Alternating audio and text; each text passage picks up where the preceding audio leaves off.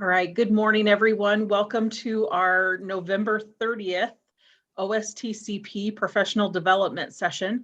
Very excited about the presentation that we have today. We're going to learn about all things apprenticeships. So before we do that, though, I do want to take a quick moment and I want to do a round of introductions so that we know who is on the call today. I'll go ahead and start. I am Crystal Hall. I'm with the Iowa After School Alliance, and we provide support to Vic Jarvis, who is not yet on the call, who is with the Iowa Department of Education to manage this grant. I think if it's okay with everyone, I'll just go ahead and call you out according to how I see you on the screen. If you could tell us your name and the site or agency or organization you're with, that would be really appreciated. So, and Dalton, you know, when you're the first one on, you're the first one up, guy. Alrighty. I am Dalton Leap. I am with the Owine Community School District. Thanks, Dalton. Delisa, I have you next. Hi, I'm Delisa Ware with Council Bluffs Community School District. Thanks, Delisa. Glad you could join us. Stephanie, I have you next. Hi, good morning, everybody. So I thought maybe State Director Sisson was going to do an intro, but it seems like you guys are very informal and very friendly. So thank you for having me. Again, my name is Stephanie Allers. So I am the new ATR Apprenticeship and Training Representative in the state of Iowa. I'll be working in the Eastern Iowa area. I'm kind of based physically out of the Quad Cities. And I'm just so excited to be here with you guys. My background, I just came from working with the Army in a number of different capacities. And then prior to that, I worked in education, more specifically higher education, particularly with the community colleges. And then, you know, my educational background is in human services, psychology, mental health counseling, and career counseling. So happy to be here, just really interested to learn more and get a chance to work with everybody. So thank you again for having me. Thank you for joining us. Greer, I have you next. I am so happy. Every time Stephanie talks, I'm happy. Sisson, I'm the state director with the U.S. Department of Labor Office of Apprenticeship. And our area of administration is the entire state of Iowa and part of the Quad City areas that Stephanie had mentioned. We develop registered apprenticeship programs. We provide technical support. We oversee the quality of the programs that are registered, and just overall, all things registered apprenticeship is what our office oversees and takes care of. Thank you so much. Nisa, I have you next. Hi, everybody. I'm Nisa Taylor with the Boys and Girls Club of Central Iowa. Thanks for joining us, Nisa. I have SPPGHQ next. And I love how you guys have titled that, by the way. Hi, everybody. We are Crystal's colleagues. So we are with the Iowa After School Alliance as well. I am Mackenzie. I help lend some communication support. I'm Emanuela, Program Manager for the After School Alliance. Thanks, ladies. Elena? Hi, my name is Elena. I'm with the Council Bluffs Community School District. I'm the assistant director for our 21st Century Grant. So I get to work with Delisa on some of those partnerships with our high schools for this program too. Great, thank you. And Linda? Good morning, everyone. I'm Linda Fandel, the Governor's Liaison for Future Ready Iowa at the Department of Education. And a big part of my work is focused on expanding registered apprenticeship in high schools. So I appreciated Greer's invitation to join you this morning and really glad to see everyone. Yeah, thank you so much. Just a bit of background before I turn it over to Greer to get started, since we have some new faces and some guests on our call today. A year and a half excuse me, ago, the Iowa Department of Education applied for a grant from the U.S. Department of Education called the Out of School Time Career Pathways Grant. And the Iowa After School Alliance provides support and technical assistance to the Iowa Department of Education to administer this grant. So we have 3 sites across the state: Dalton and Owine, Delisa and Elena in Council Bluffs, and Nisa and her team with the Boys and Girls Club of Central Iowa. It's our goal to expand the thought and concept of career pathways into out of school time programming. We know that there are already some really solid supports in place for school day learning. This grant allows us to try some new tips, tricks, techniques to expand it into after school so that we can be sure that youth who are interested in apprenticeships, internships, the possibility of employment, post-secondary education credits, and other types of credentials are allowed to be able to access those. So we're in our first year of our grant. Contracts went into place last spring, and again, just kind of starting to do some of this building. I want to give a shout out to Delisa and Council Bluffs because it's because of her that we have you as our dream team, our apprentice dream team on today. She was talking about some of the work that she had been doing with the Department of Labor, and we wanted to make sure that everyone across the state who is a part of this first pilot had some of this information so that if they wanted to roll it out at their sites, they had some contacts in place. I also want to mention to the participants today that Greer was kind enough to share multiple documents with me. You'll see that she's going to take a fairly casual approach, which is fine because we're a very casual group, in having some discussion. I'll do my best to share documents on screen, but I will absolutely send everything out to everyone post meeting today. And then of course, this will also be on the website where you can find the recording and the documents after our meeting. So with that being said, Greer, take it away and thanks again. Thank you, Crystal. And I am very, very casual, and I like lots of questions. Delisa has been wonderful with her registered apprenticeship program. I do want to shout out with Council Bluffs. They are the only high school registered apprenticeship program right now who does early childhood education, and the only one in the state of Iowa, let alone the high school. So I always like to do that shout out, and hopefully there will be more. Well, so all things registered apprenticeship. What is registered apprenticeship? It's an earn and learn basic training program. Oldest time, basically transferring the known to the unknown, the unknown to the known, to people who don't have those skills and qualifications. There are major things that have to be involved in registered apprenticeship to have a registered apprenticeship program. And that is what, first of all, that the apprentice has to be employed and receiving wages and into an apprentice, oh, my screen just went weird. Okay, yeah, into an apprenticeable occupation. That we have over 1,500 apprenticeable occupations, and more get added every year. But they have to be getting wages and getting paid and receiving that on-the-job learning. They also have to have related training instruction. That would be the schooling part or the bookwork part that goes along with registered apprenticeship. So they would have to have the classroom education. You can see here it says high school registered apprenticeship. This is really for any apprenticeship program. They have to have a progressive wage schedule. So basically, if you start with someone who has very little knowledge, and which is very good for employers in the flexibility, because a lot of times they might hire a tool and die maker or a CNA or CNC operator, but yet they don't have all of the skills. But because they're hired straight off the street as for a tool and die maker, they've got to pay them tool and die maker wages and find out that the person still needs a lot of training. With a registered apprenticeship program, those wages really kind of match the abilities of the apprentice. So when they start out, they may be making $10 an hour. As their knowledge and their skills increase, their wages will increase. The employer sets those wages and the intervals that they're going to give those pay increases. I mentioned before, we have over 1,500 apprenticeable occupations. The occupation has to be in something that is recognized by the industry as an apprenticeable occupation. It will end in a certificate, a national awarded certificate of completion that is given from the Office of Apprenticeship. The employer signs it and is signed by the director of the Office of Apprenticeship. Back to being signed by the Secretary of Labor. And so those are the main building blocks of a registered apprenticeship. Very simple. You have to have an occupation. You have to employ a person, and you have to teach them those skills within those occupations, and then supplement that with theory or on the schooling.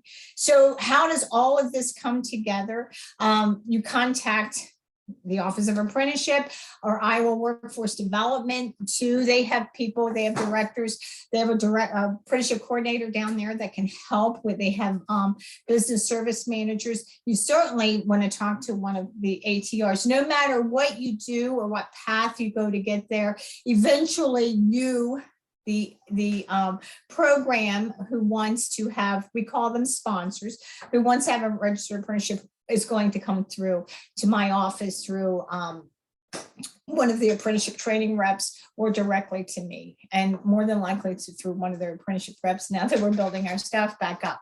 So that's basic knowledge on registered apprenticeship and the things that you have to have. Very simple. So then what happens? You go, okay, I understand all of this and I want to have a registered apprenticeship. What do I do? Again, contact one of the people that I just mentioned, and we're going to start what's called, or developing what's called standards of apprenticeship for you.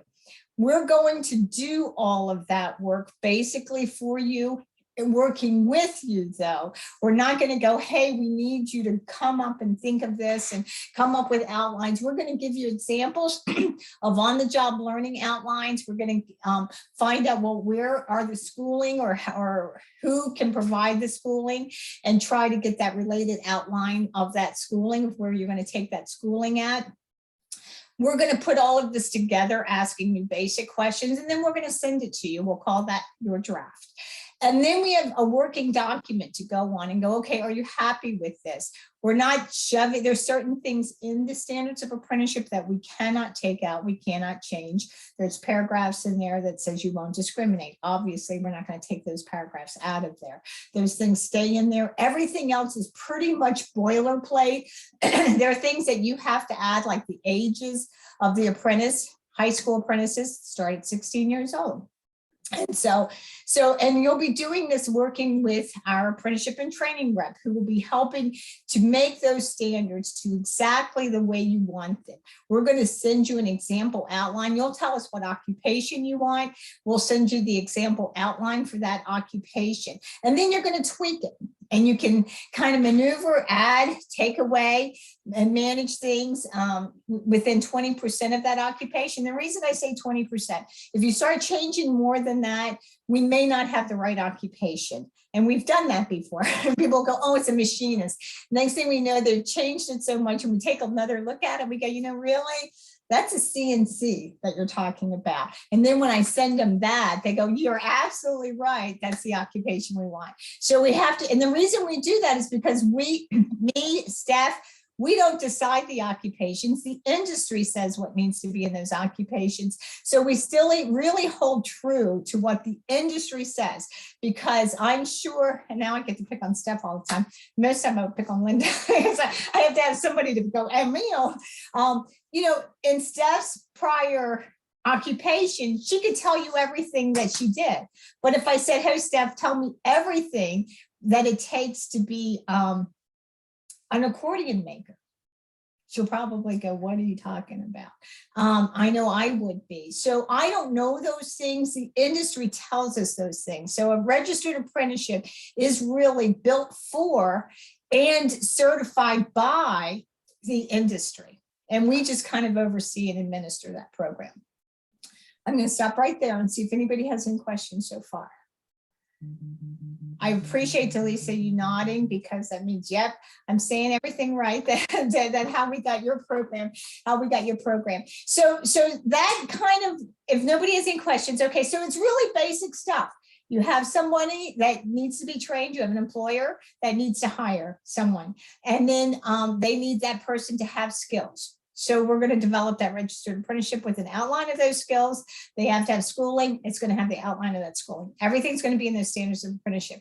So when it comes into high school, though, because I said, if you heard that, there has to be an employer involved. The high school, the after school alliance, the Girls and Boys Club, unless you're hiring an employee for your school, which Delisa, they do have that because of the early childhood educators, but not for CNC or not for welding. They're not employed by the school. So you have to have an employer. So then we start looking, okay, the high school, the after school alliance, SPPG, Boys and Girls Club, they're not actually going to employ these people. So you're going to now become what we call an intermediary sponsor, that you're going to administer and own this registered apprenticeship program on behalf of your organization and your partners. In this case, your partners have to be the employers. So that's where, so as soon as we would work with Crystal, I would say, she says, well, the After School Alliance wants to have a registered apprenticeship program, any high school, and Delise can nod to this. First thing I'm going to ask is very simple. What is it that you already do in your organization that you have? What do you teach for? And I'll be specific to high school or youth. What is it that you teach that you're able to be able to have available right away?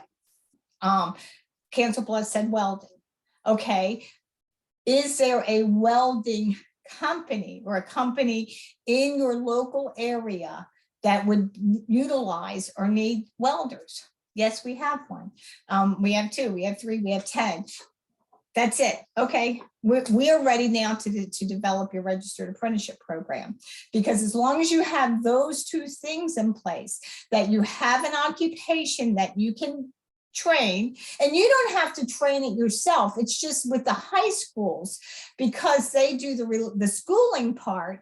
We wanted to make sure it was there. Now let's take After School Alliance might say, we don't do the schooling, nor do we do the on-the-job learning. On-the-job learning is going to be taken care of by the employer. So now we're going to look at, well, where can you get your schooling done? You can partner with other high schools. And I'm just guessing, Crystal, that you might not do that.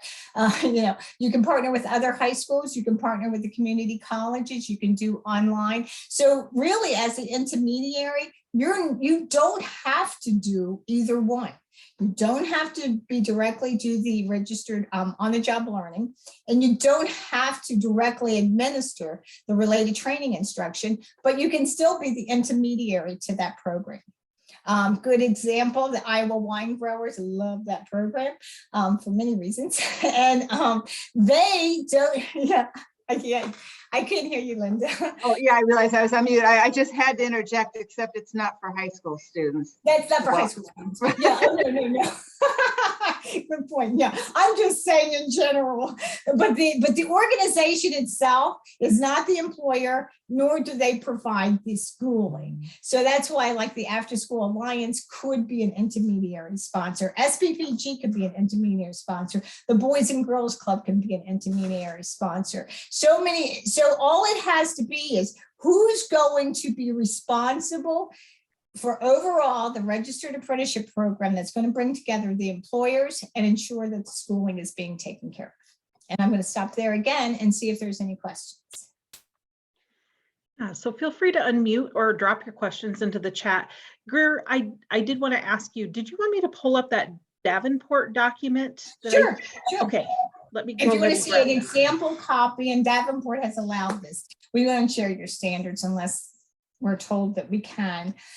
This is basically what standards of apprenticeship look like. And again, all of this, even the pretty logo that goes on front, Stephanie or I or Rich will take care of all of that. We will put all of this together for you. What we need to know is those first things, what occupations you want to have.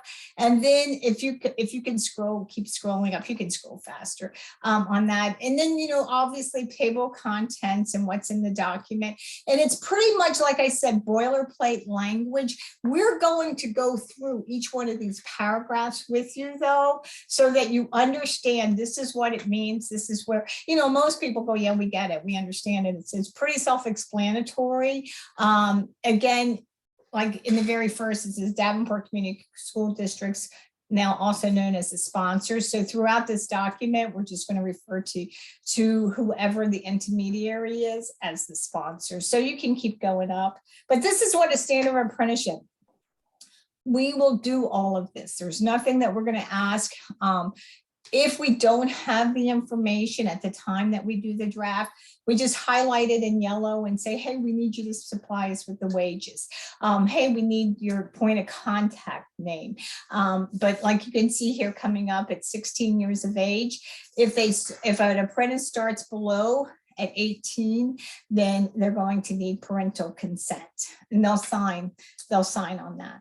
And so, and I want to add too, because it's a registered apprenticeship program, that there are the apprentices, even though they're youth, 16 through 18 years old, not including 18, I should say, there are exceptions to the child labor laws that they can do because they're in a registered apprenticeship program.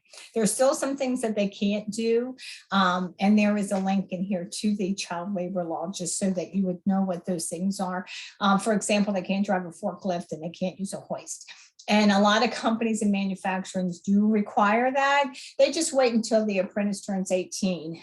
And because there's so many other things that they can train them on, and then they'll wait until they turn 18 and train them on that. Okay, you can keep going until you get to attachment A, because nobody wants to read all of this. And again, we're going to take care of all of this. Steph will do all of this, and for you, or Rich or myself. When we get to attachment A, and one more up, that's what I call, this is where I start to call the meat and potatoes, because this is where you see the outline of the actual occupation. This is where we'll put in there. This is an example for welder. I'm sorry. That's okay. I just talk faster, Crystal. Okay, so is this where you need me to be for you? Yes. Okay. And this is an example of a welder. Can you go down one more? I just want to show the top. No, the other way, I guess. I used to drive this guy, Jim, who worked with me, because I would say up and he thought I meant down. It was just different. But you see, it's welder combination, and you just check. They've demonstrated the fundamentals. They check when they're proficient, actually write the completion date. And the employer is going to take care of all of this, because we know that most of the learning takes place on the job. So therefore, and who's best to train on the job but the employer who is doing the job, who's vested in the job. So all of this is all outlined. It's a beautiful package that all comes together. It really is a one-stop shop training program for any employer, for any business, and for over 1,500 sub occupations. They can just go to this document. It's all there. The rules are there. The policies are there. They can add additional policies if need be, but we keep the standards pretty general, and then they're outlined, the meat and potatoes of that skill. So if you can just go ahead and scroll up, Crystal, on that.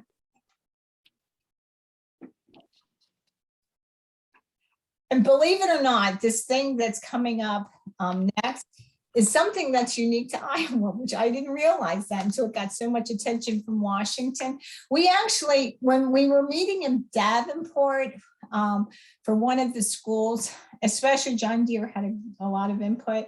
One of the things that we realized, and every employer says, there's no soft skills. We need more soft skills.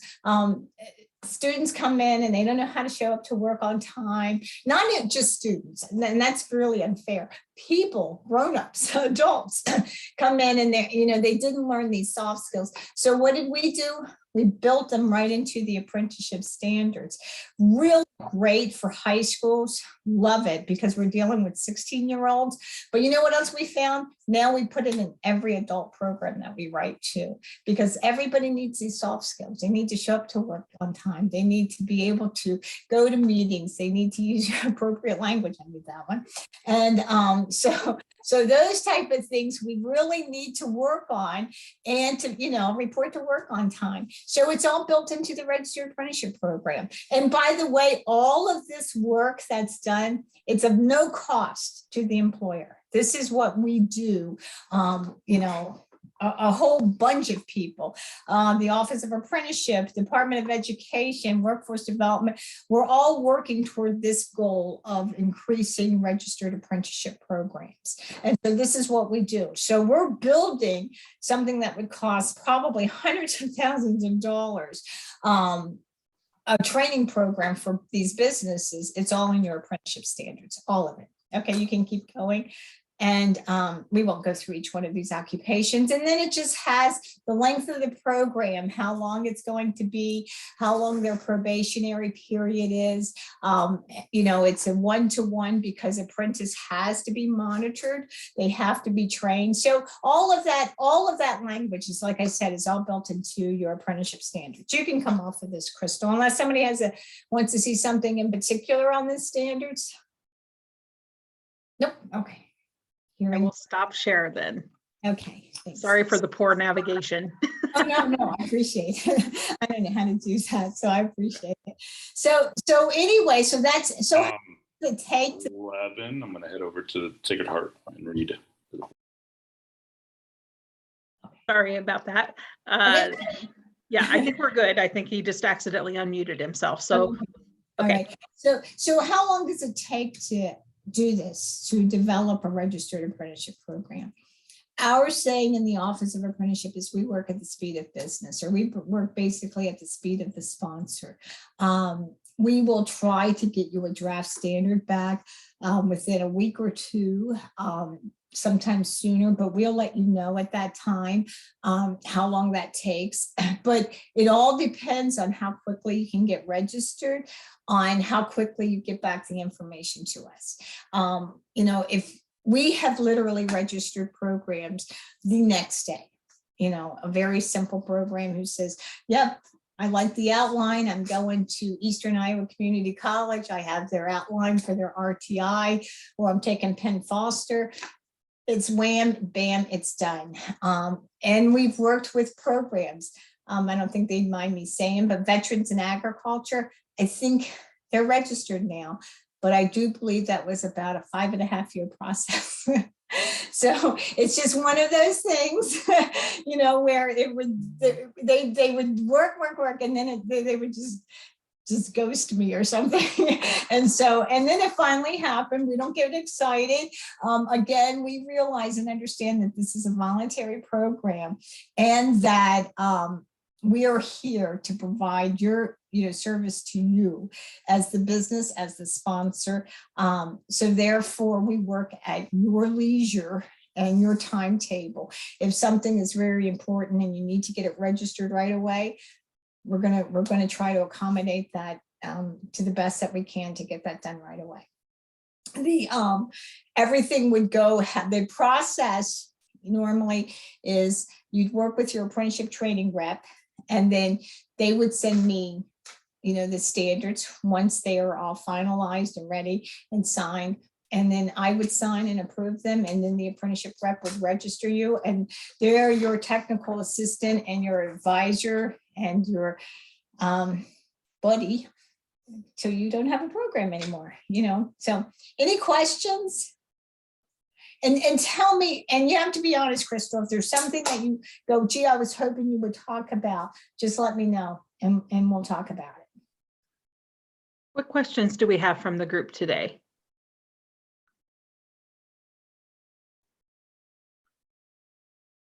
Delisa, I know you've talked a little bit about this already with this group, but I'm wondering if you could just take a few minutes to just provide some insight about what you're doing, things that you wish that you would have known or thought through before you kind of started some of this, just maybe again, some of those tips or tricks, because again, that's one of the points of this is let's get everybody together and not continuously bang our heads against the wall. If we can share some of those successes and obstacles, let's do that. So thank you. I don't mean to put you on the spot.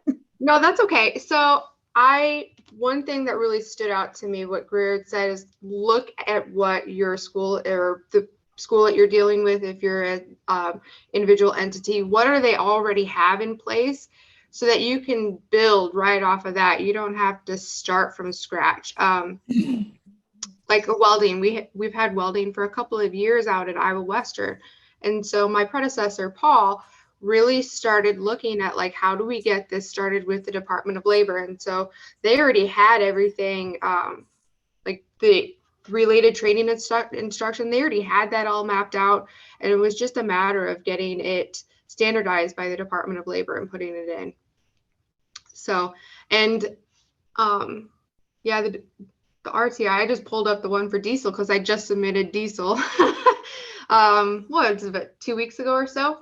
But it's just figuring out what the credit hours are and the number of hours that they're actually in the classroom and translating that. So, and with ours, we've all had combination. So while diesel's 5,640 hours total time, we knocked out 1,400 with the related training instruction because it's a 2-year program. So they're not necessarily having to work all that time. I don't know what else to share. Yeah. I came into it not knowing what I didn't know. So ask questions. It's always been, my answers have been answered, or questions have been answered fairly quickly. I email off something and it comes back. Greer is really Johnny on the spot for me. So that was kind of nice. Yeah. Good. One thing that's new for high schools themselves, Owine is on here, right? So one thing that's new for high schools that you will literally, unless it's a 2,000 hour time-based program like CNA, you will track that apprentice past post graduation, and the employer will be responsible for sending in that, like you looked at that welding, to let you know when that apprentice has completed. Now they will complete all of their schooling. If they're in a high school program, they will complete all of their schooling while they're in high school when they graduate. And but they may not have completed, and the chances are very likely that they won't have completed all of their on-the-job learning. So that's kind of new, but it hasn't been, and Delisa has an issue. It hasn't been an issue for Davenport or Central Campus, which was our first registered apprenticeship program. Has that been any kind of issue? No, I mean, we have one out at Logier we're going to track her for probably another 1.5 to 2 years, and she's been graduated since spring. So, and it's not a problem because I have regular contact with Ralph. So yeah, and that's another thing too. And I know that high schools do really well, organizations do really well. SPPG, I used to be very familiar with that organization, does really well. But this really does solidify the business with the high school. I bet you any high school that I ask, they will say our relationship with employers in our area is completely different. It is on a whole new level. That you knew the employers and they kind of would make input, but now they actually are working with Delisa, Council Bluffs, and saying Logier can come to her anytime and go, you know what, we really need to add blueprint reading.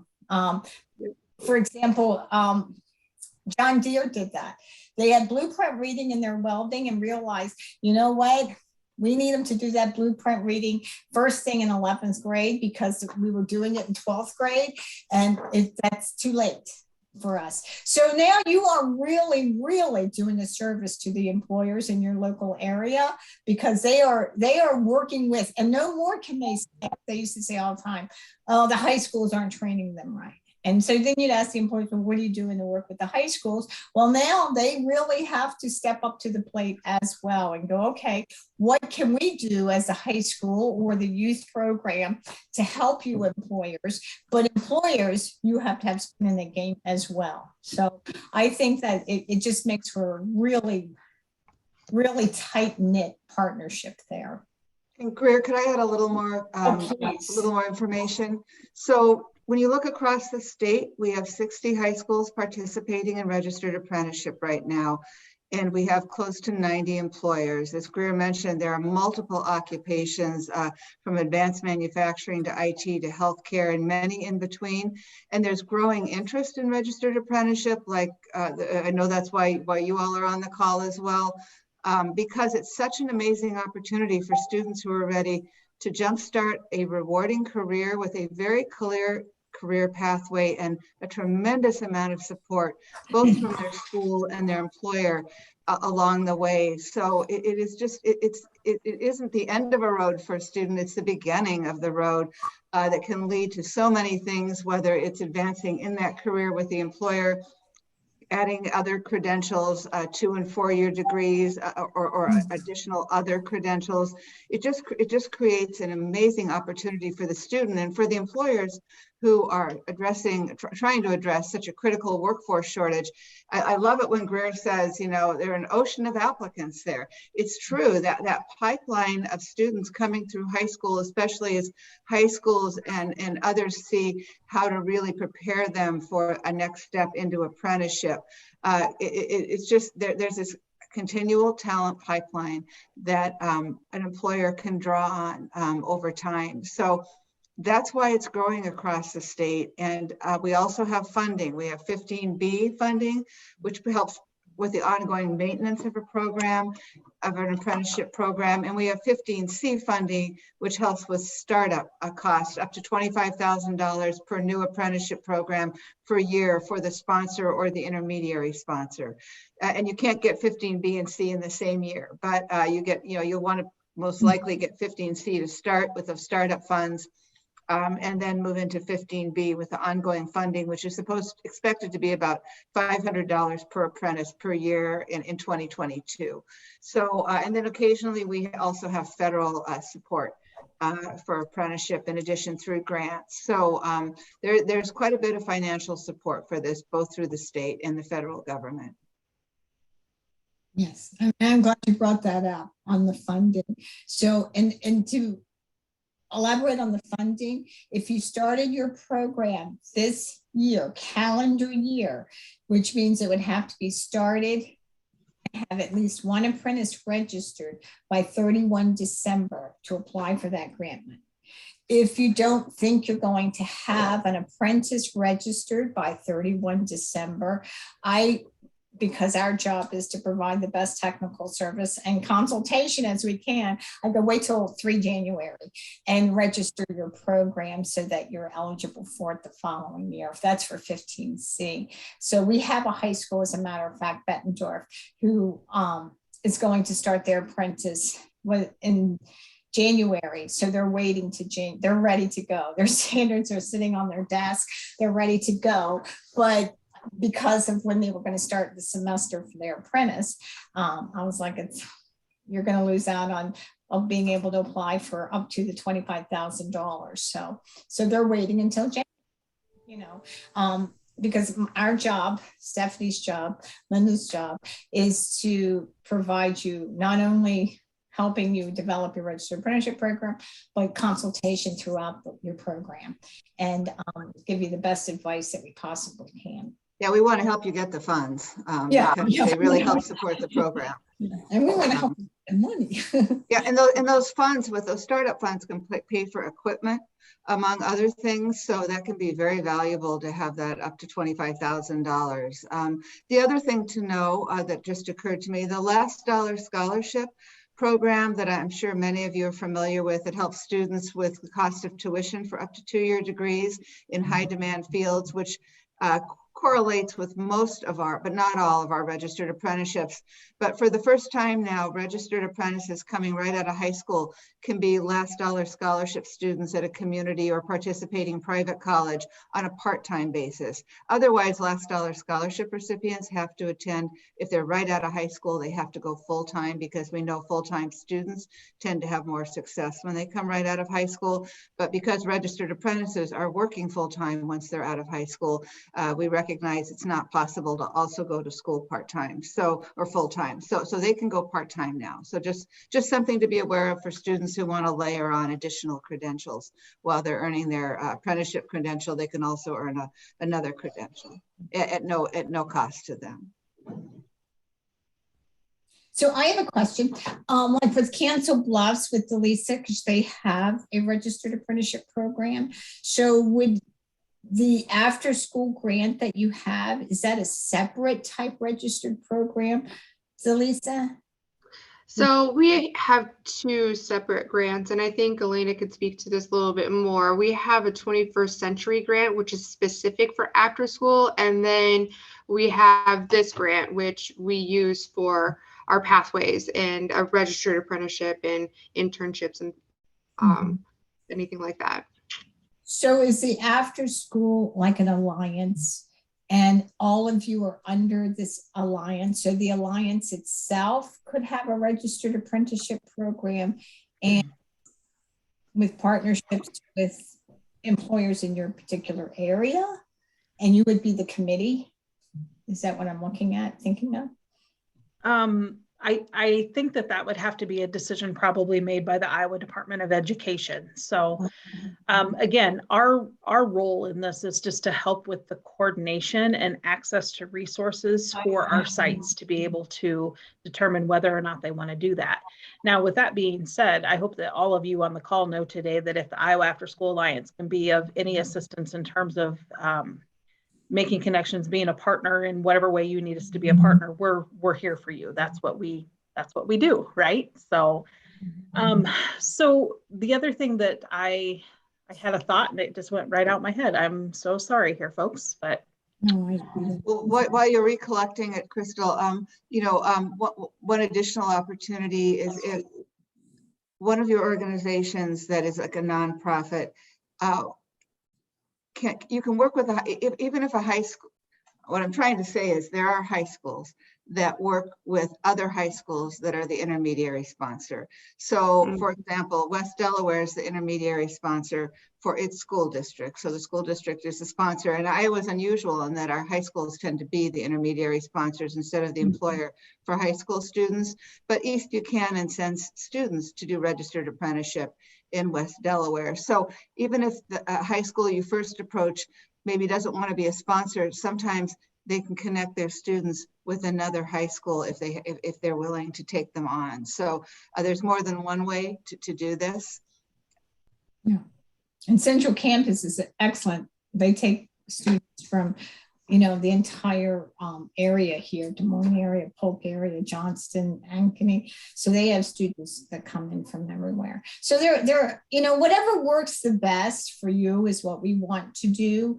My point is that the alliance itself could be an intermediary. The individual programs or schools that have this grant could do it as well. I'm not sure at this point if you have to have, like in Council Bluffs, if it requires a separate program, of course you use your high school curriculum. So we would have to do some amendment to your standards because I'm assuming they wouldn't be in high school if they were out of school youth. so different ways that we could do it. Really, it kind of just boils down to what is it that you need? Let us know, and we'll work it from there to try to figure it out. But we can do it again. We can do this very quickly. We can take as long as you need.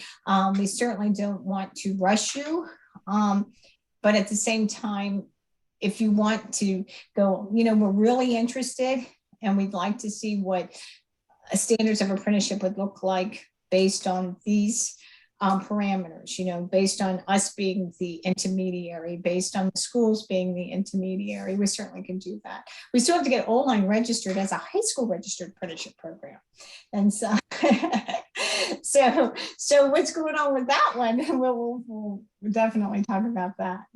Yeah. Yep. So speaking of O-Line, one of the things that I'm trying to do is come up with a sports marketing or position within our high school.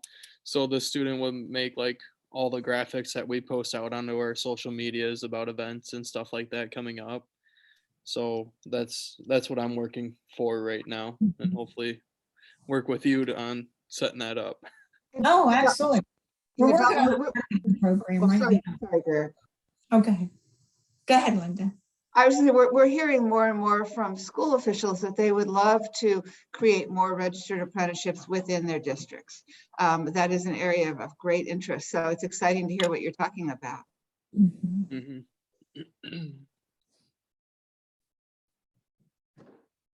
So does anybody have any questions for me and my team? That would be me, Steph. Me and my team. I apologize. I came in late. I'm the Owine High School principal. I appreciate, I'll go back and review the video. And sorry, my microphone was on there. It's been a busy morning, but just to clarify for Mr. Lape and I mean, as far as getting us initially registered as, you know, an internship program, is there an initial easy first step? I know there's a ton of documents that were sent our way, but is there something we need to complete? I heard December 3rd for some of the application stuff for some of the financial part, but just to get started, is there a quick first step? Or Did you, Tim, and we can talk offline if you yeah, want. that'd be great. Did you get draft standards of apprenticeship?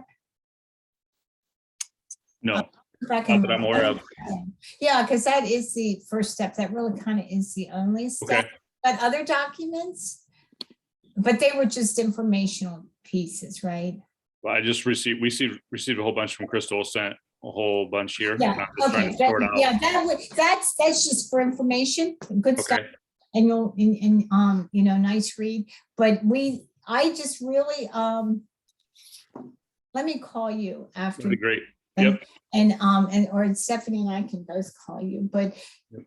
basically I just need the occupation that you want to do. Okay, so if we just label out what Mr. Lape just articulated as far as the sports marketing internship or another, we just simply lay out just that's indicator No, interest. we don't have, yep, and I don't want to take up a lot of everybody. Yep, I understand. We don't have sports marketing, but we do have, let me get with you and tell me exactly Okay. what it is, and we'll find out what You want me occupation. to drop my email in the chat, or do you have access to it? I don't have the chat. Okay. It's showing up. Can you send it to me, Crystal? Yep. Okay, Yeah, I can do that. So here we go. again, for those of you who are maybe less familiar with Zoom, at the bottom or possibly top of your screen, there should be a little bubble that says chat. If you click on that, it should open a window where there will be a chat box. You can simply put your message in there, and that way everyone has the contact information. I am going to drop Greer's, maybe here. I'm going to drop her email into the chat, and then our other guests on the call today, Linda and Stephanie, if you can also do that, that would be fantastic. I don't know that I have your direct emails. I could probably try to find them. So, Tim, all I right. got it. Okay, perfect. Do we have any further questions for anyone on the call today? Thank you, Linda. And Steph, can you put your email in there too? There it is. Look at that. Perfect. Oliver stuff. Okay, so I will, again, if there are no further questions, I sent the email out with the documents during the call today. So I apologize if that messed anybody up or anything of that nature. I just thought, you know, it's probably a lot easier for you guys to have these instead of me trying to like share and navigate and all of that fun stuff too. We will post the recording to our website. Again, just a quick reminder, let me drop the link in here where that can be found. Give me a little bit of time to make sure that I can get that in though.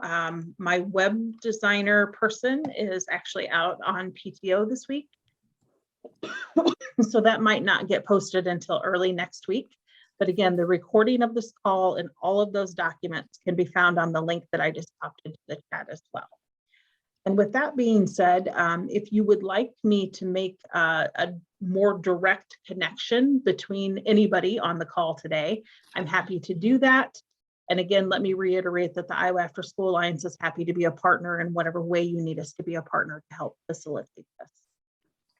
So with that being said, Crystal, oh, sorry, go ahead. the After School Alliance statewide. It is, yes. Okay, so you do, okay, so anybody who's on the eastern side all the way to Waterloo would be Stephanie. Anybody that's on the western side, go ahead and contact me and I can get you in touch with the correct ATR. You know, so we would be more than happy to get started right away working with you. Absolutely. So with that being said, I want to thank Greer, Linda, and Stephanie for being on the call today and helping us have a better understanding of this. Delisa, thanks for sharing. Dalton, thanks for hopping in. Tim, appreciate the questions. Club staff, a little quiet today. Just want to open it up just to see if you have any thoughts before we sign off. Ariel or Nisa?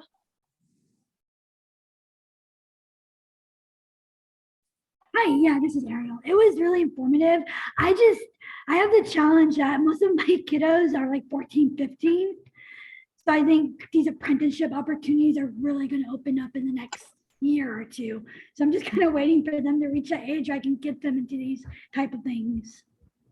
We didn't mention, I'm sorry, we didn't mention because we didn't bring it up, but Ariel, if you want to talk about quality pre-apprenticeship programs, they certainly can start at 14, 15 years old. So, you know, so keep my email and send me, and we can definitely start talking about quality pre-apprenticeship programs that will lead into registered apprenticeship programs. Wonderful, thank you. Great, everyone. Thank you so much for that. Just another quick reminder, I believe our next quarterly report is due in the next couple of months, but you'll receive a separate email from me for that. And as always, if anybody has anything that you want to share with the group, we're scheduled to meet again in December as just part of our regular bi-monthly meetings. So hope to see you all then. In the meantime, don't hesitate to reach out. And again, I'll happily make connections for you. So with that being said, I'm going to go ahead and stop the recording.